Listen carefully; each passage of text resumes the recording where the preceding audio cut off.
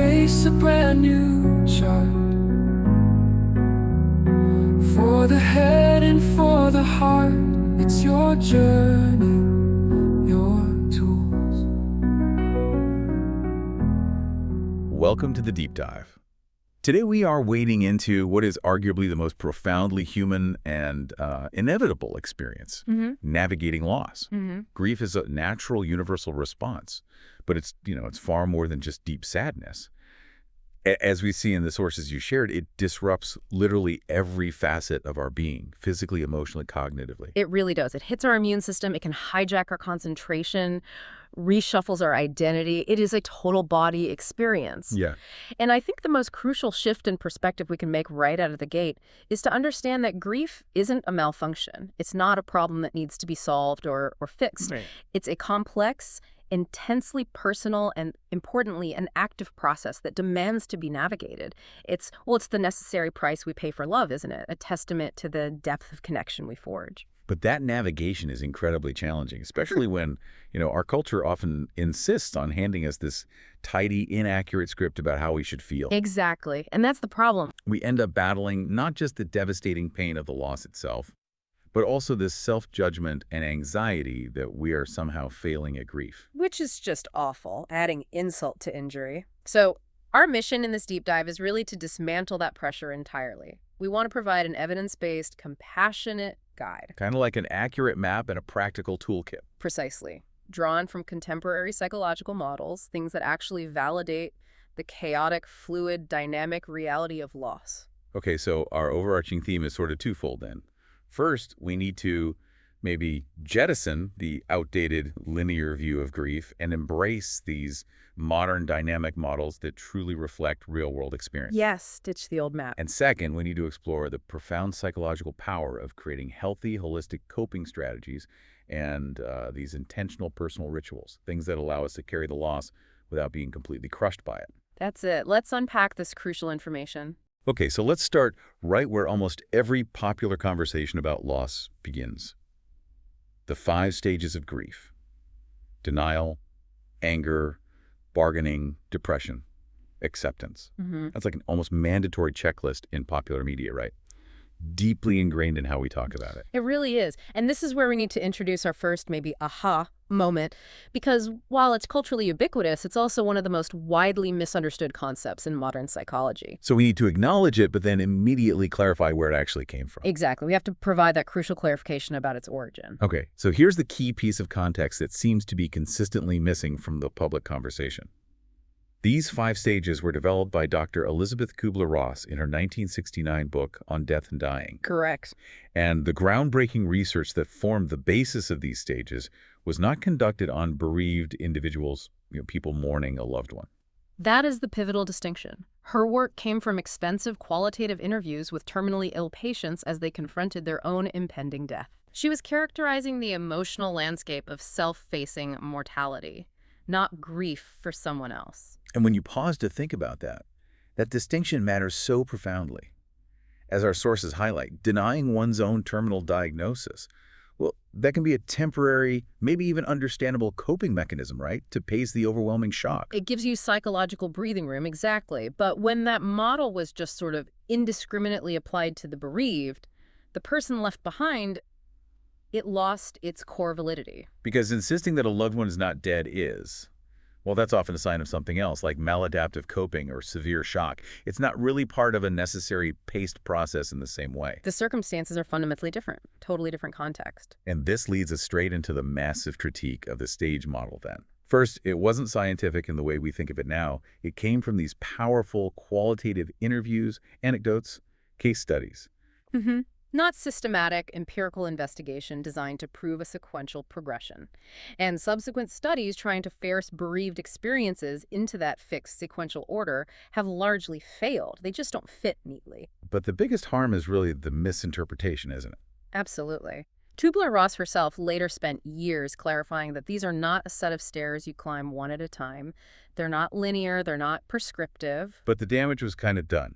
The descriptive model became prescriptive, creating what some call the tyranny of the checklist. And that tyranny makes bereaved individuals feel immense pressure to tick the boxes and progress. If your grief jumps from anger back to denial, or maybe you feel profound sadness before any bargaining happens. You start to believe incorrectly that you are abnormal, or to use that terrible phrase you mentioned, failing at grief. Which is just an immense, unnecessary burden to add. So the healthier evidence-based approach is to view denial, anger, bargaining, depression, and acceptance not as sequential stages at all. Think of them more as a collection of common and valid emotional responses.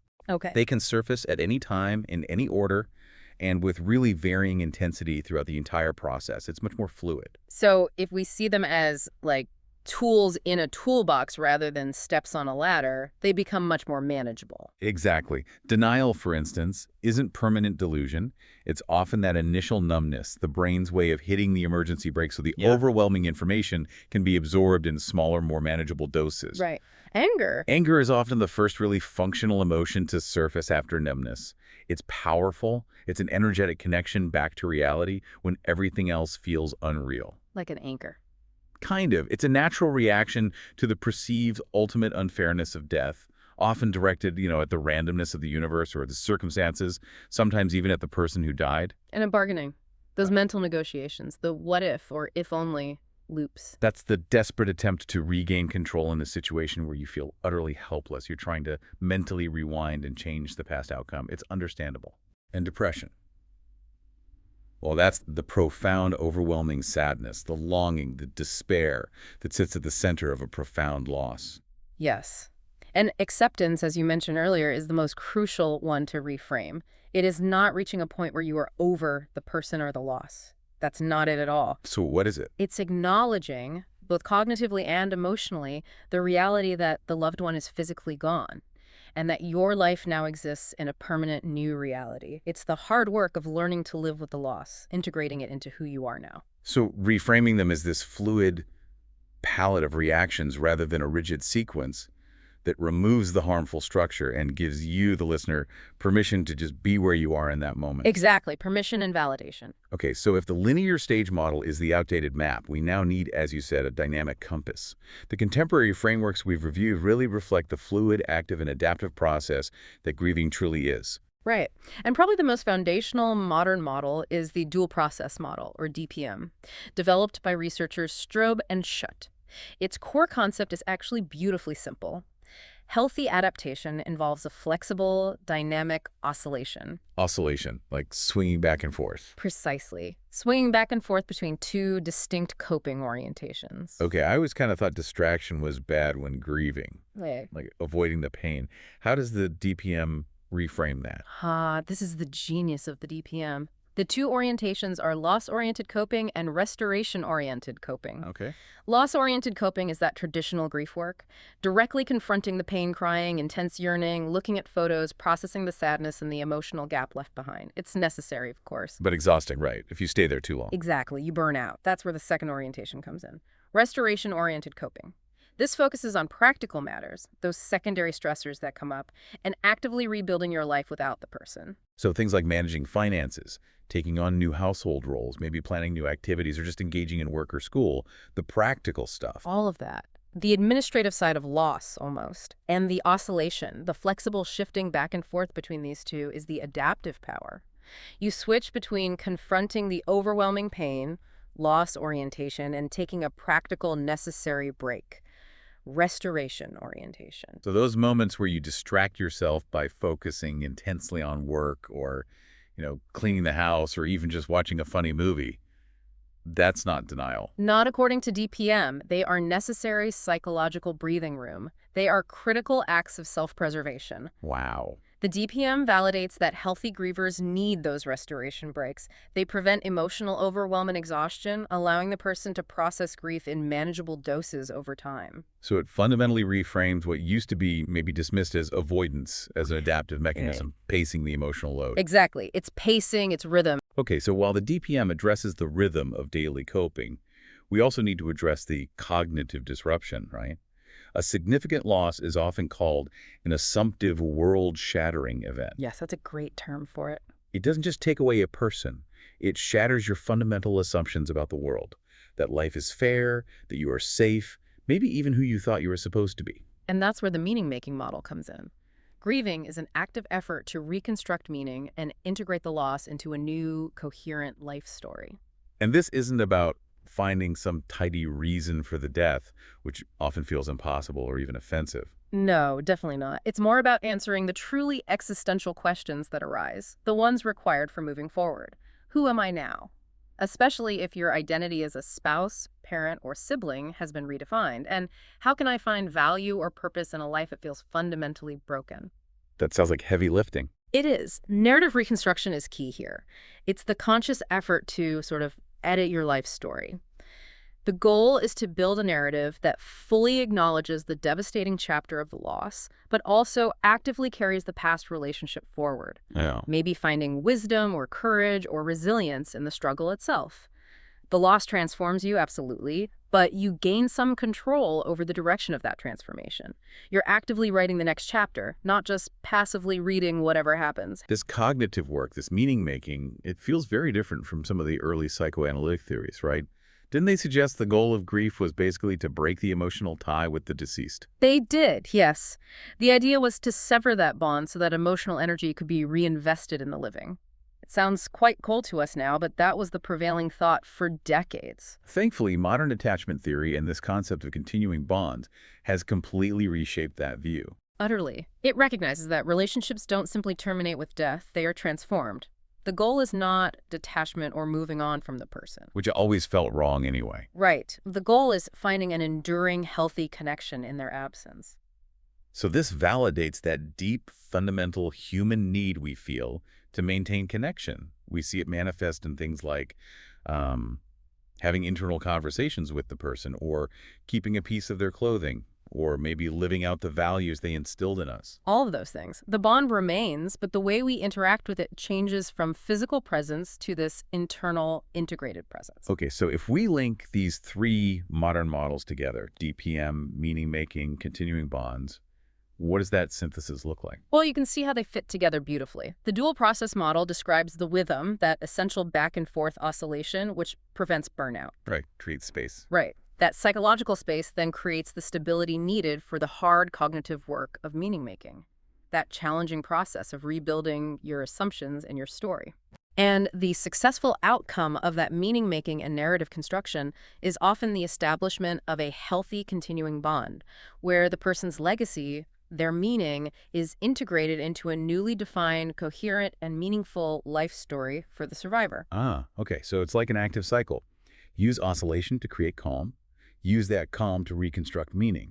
And that reconstruction results in a transformed connection that we carry forward. You've got it. It's a dynamic roadmap, much more accurate and, frankly, more compassionate than those 5 tidy steps. Now, as dynamic as the internal process is, the circumstances surrounding the loss, they profoundly shape the entire experience, don't they? It's not just what was lost, but how it was lost. Absolutely crucial. The path for someone whose loved one passed away suddenly is just radically different from someone who spent years in anticipatory grief. Let's talk about sudden loss first. An accident, unexpected violence, maybe an abrupt medical event like a heart attack or stroke. Okay. The primary emotional characteristic here is usually profound shock and disbelief. It often feels completely unreal. Like the world just ripped out from under you. Exactly. Because there was zero preparation, the grief is often traumatic, complicated by intense guilt over things left unsaid or undone, or maybe even relief that you survived when they didn't. Survivor's guilt is common here. And the sources confirmed that the shock of sudden loss can be so overwhelming that the emotional processing actually gets delayed, sometimes for weeks or even months. The mind is sort of protected initially by a veil of numbness. A protective mechanism. Now, contrast that with anticipated loss, which usually follows a long-term illness, like cancer or dementia. Here, the grieving often begins much earlier. Right, in the form of anticipatory grief. Yes. You find yourself mourning a series of smaller losses along the way. The loss of their mental acuity, their physical independence, shared activities, their former personality, maybe long before the physical death actually occurs.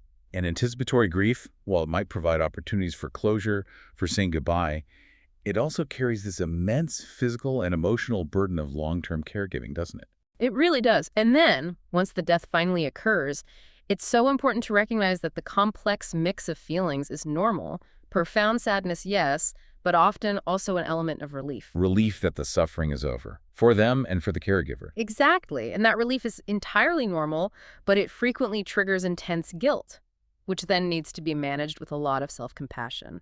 Okay, beyond sudden versus anticipated, we also need to address losses that are layered with additional complexities, starting with traumatic loss. Yes. This results from horrific sudden circumstances. Think natural disasters, murder, violence, terrorism. The person isn't just grieving a death.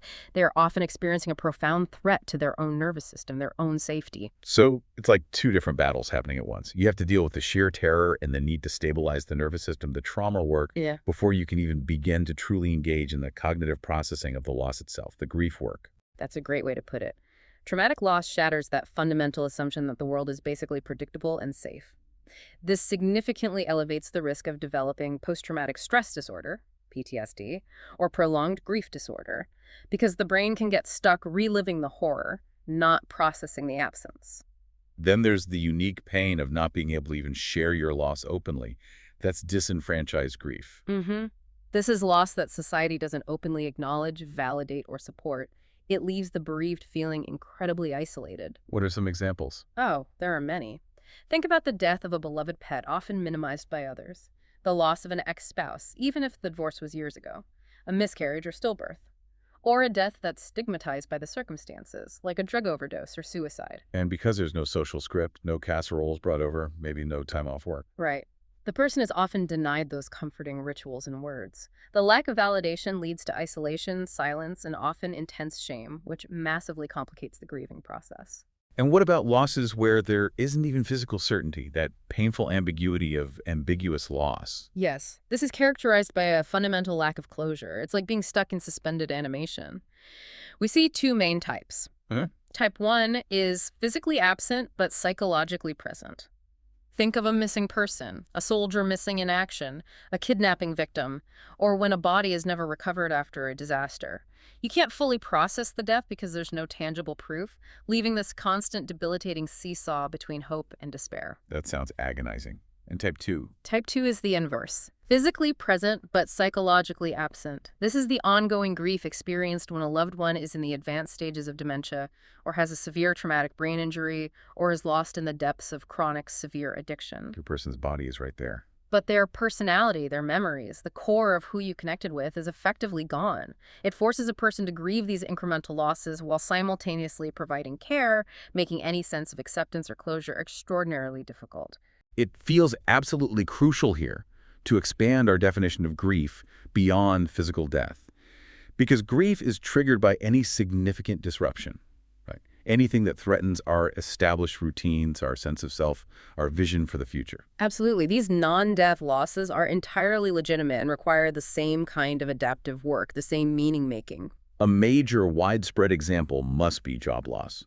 It's often treated purely as a financial setback, but the emotional process can be profound. Hugely profound. It's the sudden loss of identity, a significant part of how many people answer, "Who are you?" It's the loss of routine, a daily social network, maybe status, and the security of a future plan. The whole structure can disappear overnight. And the emotional mirror to death bereavement is startlingly clear, isn't it? There's the shock, the denial, this can't be happening to me, the anger at the company or circumstances, maybe bargaining for a new role, and the depression that comes from that loss of purpose. Recognizing that emotional devastation as grief, and not just financial stress, is the first step toward effective coping. It needs to be acknowledged. Similarly, the end of a relationship or divorce. Well, that can be a catastrophic grief event for many people. Definitely. You're mourning the loss of a shared life, a companion, and critically, as you mentioned earlier, the envisioned future, the future self you thought you would be, living that life. It dismantles identity, too. When you separate, you often lose not just the partner, but the entire framework of your life-joint friends might take sides. Holiday traditions change, your co-parenting identity shifts. It requires months, sometimes years, of processing devastation, rejection, loneliness, all to construct a new life story and identity. It really echoes the meaning-making required after a death. The depth of this grief should never, ever be minimized. Okay, we've established the dynamic map, the different terrains. Yeah. Now we need the gear to actually walk that terrain. This is our practical toolkit, the active enactment, really, of the dual process model. Yes. Healthy coping is about actively learning to carry the grief, incorporating it into your life without letting it become the whole story, the only story. So where do we start with emotional coping? The absolute foundation has to be permission to feel. You simply must grant yourself unconditional permission to feel the entire, often contradictory spectrum of emotions. Sadness, yes, but also anger, guilt, confusion, numbness, even moments of relief, perhaps, without internal judgment or apology. Suppressing emotions just prolongs the pain. Right, absolutely. That societal pressure to be strong or keep it together is actively harmful. One really effective way to manage the emotional waves, though it sounds a bit counterintuitive, is through structured grieving. Structured grieving. It sounds almost too clinical, but you said it's brilliant. It truly is in practice. This involves intentionally scheduling grief time, maybe 20 to 30 minutes daily, where you consciously decide to engage with the pain, look at photos, cry, write in a journal, listen to that specific music. And the benefit of scheduling it. It's twofold. First, it gives grief a dedicated, time-bound container, honoring its necessity without letting it bleed into every single moment of the day. And second, crucially, by giving it a specific time you control, you regain a small but vital sense of agency, which is often the first thing loss steals from us. That makes sense. It allows the rest of the day to be dedicated to restoration, maybe guilt-free, and for those overwhelming feelings that are hard to even put into words. That's where expressive outlets come in. Writing is paramount for many, journaling your thoughts, or even writing letters to the deceased that you don't send. These are safe, private ways to articulate complex thoughts and feelings. But what if words fail? Then creative expression can work wonders. Painting, drawing, sculpting, playing music, even dancing. These provide a necessary nonverbal language for catharsis when emotions feel too deep or raw for words. Okay, emotionally processing is one thing, but acute grief is also exhausting cognitively, isn't it? It impairs our executive function. We need strategies to manage the loops of confusion and guilt. Yes, the mental fog is real. The primary enemy here is often managing rumination, those endless looping thoughts of what if or if only. How do we combat that? You can't just tell yourself to stop thinking about it. Exactly, you can't. The goal isn't to forcibly stop the thoughts, which is probably impossible, but to change your relationship to them. Mindfulness techniques are great here. How so? Observe the thoughts when they surface. Try to label them non-judgmentally. There's that what if thought again. Acknowledge their presence without getting swept away, and then gently, kindly redirect your focus back to the present moment, your breath, or a constructive task at hand. It reduces the thought's power to overwhelm and trap you in that loop. And since we often become our own harshest critics during loss, blaming ourselves. Self-compassion must be an active, conscious practice. This literally means talking to yourself with the same kindness, patience, and understanding you would offer a dear friend experiencing the same suffering. Actively challenging irrational self-blame and guilt is necessary cognitive work. That's hard but important. What about practical cognitive advice? A massively practical piece is postponing major decisions. Acute grief fundamentally impairs the executive function of the prefrontal cortex. That's the part of the brain responsible for rational decision-making, impulse control, and planning. So don't sell the house right away? Exactly. It's widely recommended by grief counselors to postpone major, irreversible life decisions. Selling the family home, quitting your job, moving across the country, starting a new relationship, for at least the first year, if possible. This ensures decisions are made with a clearer mind later on, not regretted when you emerge from the initial fog of devastation. We've established that grief is a physical stressor too. Fatigue, insomnia, weakened immunity. If the body is falling apart, the emotional and cognitive work feels almost impossible. It really does. Tending to the body is absolutely foundational. This is about foundational self-care. When internal chaos reigns, external structure becomes mandatory. Like a routine. Yes. Establish a simple, predictable routine as best you can. Consistent times for waking, eating, and trying to sleep. Conscious nourishment is crucial. Fuel your body, even when you don't feel like eating. And gentle movement is non-negotiable. Gentle movement. We're not talking about running a marathon here. Definitely not, unless that's your thing. It could be a simple 20-minute walk outside, some gentle stretching, maybe some yoga. The physical act of moving helps metabolize stress hormones like cortisol and adrenaline, relieves physical tension, and provides a much-needed mental break. Body and mind connection. Okay, finally, social coping. Isolation just deepens despair, doesn't it? We're not meant to go through this alone. We really aren't. You must actively try to lean on your community, but that often requires clear communication. Meaning you have to actually seek support and be specific about your needs. Yes. Instead of waiting for others to guess what you need because they often guess wrong, try to clearly communicate. I don't need advice right now. I just really need someone to listen. Or could someone help me with walking the dog this week? And just as importantly, accepting that help when it's offered is an active, vital part of coping. Don't feel like a burden. And if your friends and family aren't enough or don't understand, Then never hesitate to seek professional or peer support. Bereavement support groups can be incredibly powerful. There's validation in hearing your chaotic internal world articulated by others. It confirms that your reactions, however wild they feel, are actually normal within the context of grief. That's immensely therapeutic. Now, since grief is so individualized, we need to be clear about what constitutes maladaptive coping. These are behaviors that might offer a quick fix, some temporary relief, but actually hinder long-term adaptation and integration. Right. We need to know the warning signs. Common maladaptive behaviors include chronic, rigid avoidance. This isn't just taking a brief restoration break like in DPM. This is constantly, effortfully staying away from anyone or anything that triggers a memory or feeling, which severely constricts your life over time. Okay, what else? Excessive rumination, as we discussed. If it becomes constant and prevents any forward movement, it just keeps the emotional pain trapped and raw, stopping you from engaging in restoration. And tragically, substance misuse is a common one, isn't it? Very common. Turning to alcohol, drugs, or even other compulsive behaviors like excessive work, gambling, or shopping. It offers temporary emotional numbing, a brief escape. But that numbing only delays the necessary emotional work.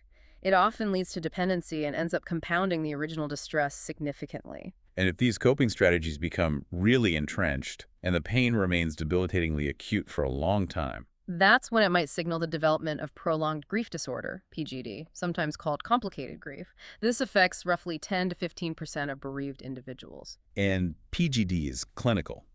It's different from intense normal grief. Yes. It's characterized by the acute symptoms, the intense yearning, the preoccupation, the functional impairment remaining cripplingly intense for more than a year after the loss, or 6 months for children and adolescents, significantly impairing daily function, preventing the person from returning to work, engaging in relationships, or finding meaning. Recognizing those warning signs early is essential then, because PGD is treatable, right? It often requires specialized therapeutic approaches. Exactly. Things like complicated grief therapy, which is often a specific form of cognitive behavioral therapy, CBT, are designed specifically to help process those stuck, painful emotions and facilitate re-engagement with a meaningful life. Okay, the toolkit helps us manage the day-to-day oscillation and the immediate emotional fallout. Now let's focus on intentional action. You mentioned rituals earlier. They sound like potentially powerful therapeutic tools. They arguably are the most powerful, yes, because they provide concrete structure in the midst of chaos, and they directly facilitate that crucial work of meaning-making and maintaining the continuing bond we talked about. Why do they work so well psychologically? They can seem like gestures. They are far from superficial gestures. They're intentional actions rooted in deep psychological necessity. First, they dramatically help restore a sense of agency and control. How? Loss inherently strips away your sense of control over your life, over events. A ritual, even a small one, is an act that you choose, you design, and you execute. That provides a necessary grounding sense of order and mastery over at least a small aspect of your chaotic world. Okay, agency. What else? They are magnificent for facilitating emotional expression. When feelings are too big or too complex for conversation, rituals provide a safe, bounded, and somehow sanctioned space for catharsis. The structured nature allows overwhelming emotion to be released without the fear of it completely consuming everything. Like a container for the feelings. Exactly. Furthermore, they foster connection. Shared collective rituals like funerals or wakes combat isolation by physically bringing the community together, reinforcing that crucial social support network. And personal ritual. Personal rituals are the primary mechanism by which we actively maintain and nurture the continuing bond with the person who died. They are how we communicate with, remember, and honor the person in their physical absence. And finally, they aid in transition and closure, perhaps. Yes. The funeral, for example, formally marks the transition from the person being alive to being deceased, helping confront the reality. Personal, smaller rituals help navigate the ongoing transition of rebuilding life. They create a repeatable framework for honoring the past while actively, intentionally leaning into the future. The need for ritual seems universal, doesn't it? Every human society seems to have rituals to mark loss, Absolutely, even if they look completely different across cultures. You see specific mourning colors like white in some Asian cultures, black in others. You see the somber stillness of Japanese services contrasted with, say, the vibrant, celebratory, highly structured funerals in Ghana. These collective rites provide essential community structure and guidance during a disorienting time. But those collected rights, they're designed for the community at large, right? They Yeah. often fail to capture the unique, intimate nature of the specific individual bond that was lost. Precisely. They can't possibly hold all the inside jokes, the specific shared memories, the private language of that particular relationship. So that's where personal rituals become so critical. Exactly. They are a highly individualized, deeply therapeutic act that honors that specific singular connection. The most powerful personal rituals are often quite simple, they're repeatable, and they're infused with personal meaning. They act like tiny anchors in the emotional storm. Okay, let's break down how someone listening might start crafting these personal rituals right now. Maybe categorizing them by their psychological function could help connect them back to the models we discussed. Great idea. First, let's talk about rituals of remembrance. These focus primarily on memory and legacy, keeping the person's story alive. What might those look like? These rituals often engage the senses. Maybe you cook their favorite meal on their birthday each year, or you create a playlist of their favorite music and listen to it at specific times. Perhaps wear a piece of their clothing, allowing the familiar scent or texture to ground you in memory. Physical actions, too. Yes, creating a physical memorial space can be very powerful. A small, dedicated altar with photos and mementos, assembling a memory box filled with significant objects, or planting a living memorial like a tree or a rose bush in their honor. These concrete acts help prevent the memory from feeling too abstract or distant. Okay, remembrance. What about connection? Next are rituals of connection. These are about actively maintaining and transforming that bond, transitioning the relationship from physical presence to an internal one. So how do you connect in absence? This often involves active communication, even if it's one-sided. You could write letters to the person, maybe sharing updates about your life or things you wish you could tell them, or keep a journal where you record those internal conversations you find yourself having anyway. Incorporating them symbolically. Yes, things like lighting a specific candle daily or carrying a meaningful token, a smooth stone, a piece of jewelry. And when significant dates arrive, anniversaries, birthdays transform them. Don't just brace for sadness. Maybe plan a positive celebration, like baking their favorite cake or spending the day doing their favorite hobby, consciously bringing their spirit into the present. Then we have rituals of release. Yeah, These sound like they're for dealing with the harder stuff, the pain, guilt, anger. exactly. They give physical form to intangible pain. This is about symbolic externalization for catharsis. Like writing down the painful thoughts, the regrets, the things left unsaid on pieces of paper, and then safely burning them, burying them, or even just tearing them into tiny pieces and letting them go. This active physical release symbolizes letting go of some of the internal burden.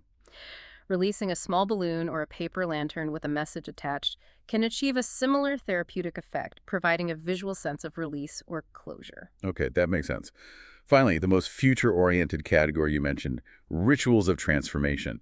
These sound like they support meaning-making. They do. They actively link the past loss to positive future actions. These rituals focus on creating a living legacy. How would someone do that? This might mean volunteering time at their favorite charity, or establishing a small scholarship in their name, or maybe finishing a project they were passionate about but couldn't complete. On a smaller, perhaps more personal scale, it could mean consciously choosing to embody a quality you admired in them, maybe their courage, their humor, their kindness, and intentionally expressing that quality in your own life going forward. So you transform your grief into positive action, creating enduring meaning from the loss. Precisely. And you can see how these rituals bridge the gap between the theory and the practice. The ritual of writing a letter. That's a concrete expression of the continuing bond. The ritual of volunteering. That's a physical enactment of restoration orientation and meaning-making. They are the practical tools for navigating the oscillation and rebuilding your life. Okay, as we look toward the long view, the path forward, we really need to challenge that common misconception we hear everywhere, that healing means somehow returning to the person you were before the loss. Oh, absolutely. The sources make it crystal clear. Healing is integration, not closure, and certainly not erasure. A significant loss changes you irrevocably, doesn't it? It does. Healing means the pain, while it might still exist, is no longer the central organizing principle of your entire life. We often talk about the concept of growing around grief. Growing around grief, what does that mean? Imagine the grief as a fixed space. It doesn't necessarily shrink over time, but your life, your identity, your experiences, your new joys and connections grow around it. You create a larger vessel, a larger life, capable of holding that pain alongside renewed joy and meaning. So the loss becomes part of your story, woven into the fabric of who you are. Exactly, a source of wisdom, perhaps, or empathy, but no longer the entire story. And crucially, we have to emphasize that grief is lifelong. Yeah. It's an evolving, dynamic journey. It's not like you finish grieving. Not at all. It is completely normal and even expected for intense feelings to resurface on significant dates, anniversaries, birthdays, holidays, the anniversary of the death itself. These aren't setbacks or signs that you're not coping. They are simply a natural part of the enduring bond and the integration process. So preparing for those triggers, maybe with an intentional ritual like we just discussed, can actually help navigate those days. Very much so. Having a plan, a ritual, gives you structure and agency on days that might otherwise feel overwhelming. Now, while intense, fluctuating grief is normal, we absolutely need to know when it crosses the threshold into that complicated territory requiring clinical intervention. We must reiterate the difference between intense, normal acute grief and prolonged grief disorder, PGD. Yes, the key distinction is really about duration, combined with crippling impairment of function. So after that first year, which is generally considered the expected period of the most acute pain, what are the specific red flags listeners should be aware of that might indicate PGD? Okay. If, a year or more post-loss, an individual is still experiencing persistent, dominating, and disruptive yearning for the deceased that overshadows everything else. If there's a profound inability to accept the reality of the death. What else? Significant emotional numbness, a debilitating sense of bitterness about the loss, or a pervasive feeling that life is utterly meaningless without the deceased. Also, a persistent inability to carry out normal life routines, work, self-care, social engagement. And specific thought patterns. Yes, things like persistent, intrusive thoughts about preventing the death, intense guilt, or even thoughts wishing they had died instead, or any suicidal ideation. Those are serious red flags, absolutely requiring professional help. And the role of therapy here is foundational, isn't it? Especially specialized therapy. Absolutely. A trained therapist, ideally one specializing in bereavement or trauma, provides a structured, safe space. They can help work through complex, stuck emotions, develop healthy coping skills based on models like the DPM, manage maladaptive behaviors, and address the specific challenges of traumatic, complicated, or disenfranchised grief using specialized techniques. It can unlock the natural healing process when it gets stuck. For anyone listening who feels overwhelmed right now or recognizes some of those PGD flags, immediate professional help is always available. Knowing where to turn can make all the difference. Definitely. While the sources we reviewed mention specific organizations in certain countries, like Lifeline or Grief Australia, those really exemplify the types of support available globally. So we really urge you, the listener, to seek out your country's or region's equivalents. This means having the number for a 24-hour crisis support line or a suicide prevention service readily available. They provide immediate stability in moments of intense distress. Yes. And beyond crisis support, look for general grief counseling services. These are often offered by community mental health organizations, hospitals, hospices, or relationship services. They might offer helplines, online forums, and individual or family counseling. And perhaps most critically, specialized support groups. These are so valuable. They're typically peer groups, often professionally facilitated, tailored for specific types of bereavement groups, for bereaved parents, for young widows and widowers, for those who have lost someone to suicide. Sharing your story with others who truly get it reduces isolation and provides immense validation. The key message is, you don't have to walk this path alone. Support is out there. Well, this deep dive has really, I think, fundamentally shifted how we might view loss. We've seen that we absolutely must discard that outdated, unhelpful notion of linear prescriptive grief stages. The reality is a dynamic, messy, active process. It requires our active participation through that oscillation between confronting loss and rebuilding life, and through the intentional, sometimes hard work of making meaning out of it all. And we know now that the most effective tools for adapting are these holistic coping strategies, tending to the mind, the body, the community, reinforced by intentional, personalized rituals. Rituals that honor the unique connection lost and create those small anchors in the storm. Exactly. They help us carry it. You know, the pain of loss is undeniably powerful. It's a testament, really, to the depth of the love we shared. The ultimate goal, then, isn't to extinguish that pain, because maybe we can't, maybe we shouldn't. Right. But perhaps it's to build a life rich and resilient enough to carry it, to integrate the loss into your story, honoring the past while actively, consciously embracing the future you are building, step by step. That intentional process, that active integration of growing around the grief, that's the hard, but ultimately the necessary and potentially transformative work. Thank you so much for joining us on this deep dive. We sincerely hope this map, this toolkit, provides you with the validation and self-compassion you need to navigate your own unique journey through loss. It's the strength to build anew. It's the light to guide you through. It's the choice to find your way. Starting here, starting today. And that's our toolkit for today. I hope exploring these dynamic models of loss has given you a more compassionate and realistic map for the grieving process. One that has room for oscillation, not just stages. We have covered a lot of complex information this season. To help you put all these new concepts together, be sure to join me next week for our final episode of the season, a full recap of our deep dive beyond the 5 stages.